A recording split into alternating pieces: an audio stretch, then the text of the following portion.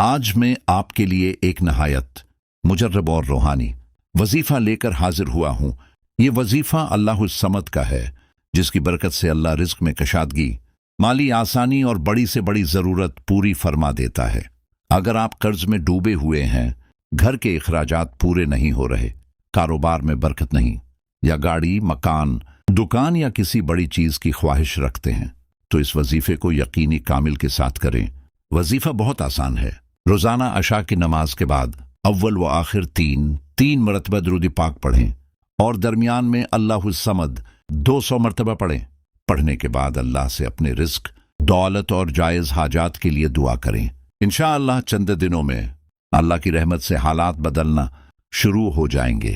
یاد رکھیں، وظیفے کے ساتھ 5 وقت کی نماز اور حلال رزق کا اہتمام بہت ضروری ہے۔